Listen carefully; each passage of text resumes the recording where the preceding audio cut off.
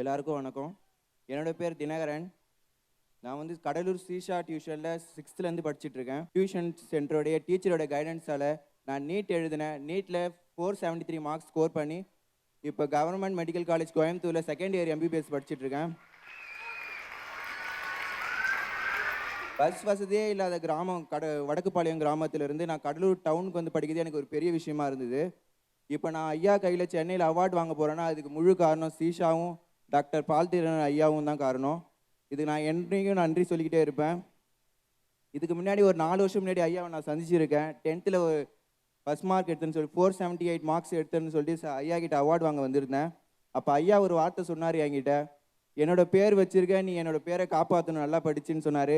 அந்த ஒரு வார்த்தை எனக்கு உள்ளுக்குள்ளே ஊக்கப்படுத்திக்கிட்டே இருந்தது நான் மார்க்ஸ் எடுக்கிறதுக்காக. ஐயா அதுக்கு ரொம்ப நன்றி ஐயா, என்னை ஊக்கப்படுத்துறதுக்காக. ஸ்ரீஷா என்னுடைய பெரிய கனவே வந்து நான் பெரிய கார்டியாக் சர்ஜன் ஆகி ஏழை மக்களுக்கு இலவசமாக ட்ரீட்மெண்ட் பார்க்கணுன்றது தான் என்னோட கனவே. நான் கண்டிப்பாக அதை செய்து காட்டுவேன். இப்போ ஸ்ரீஷா வந்து என்னோட வெற்றிக்கு எல்லா வெற்றிக்கும் துணையாக வந்து ஸ்ரீஷா நின்று இருக்காங்க. என்னைக்கு ஸ்ரீஷாவுக்காக நான் இருப்பேன் என்று இப்போ உறுதியளிக்கிறேன் ஐயா.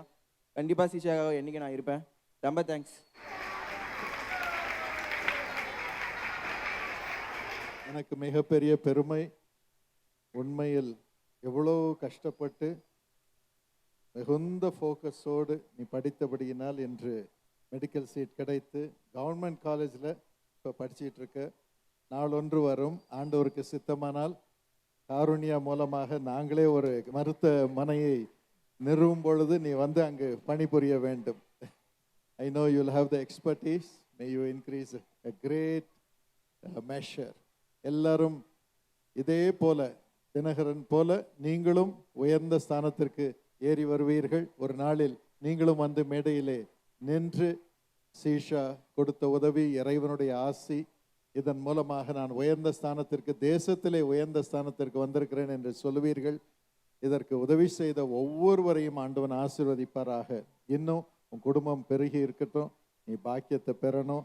எங்கள் அப்பா வளர்ந்ததும் கடலூர் ஓட்டியில் தான். அதே இடத்துல இருந்தால் நீ வர, ஆண்டவர் உன்னை ஆசீர்வதித்து உயர்த்துவாராக. God bless you.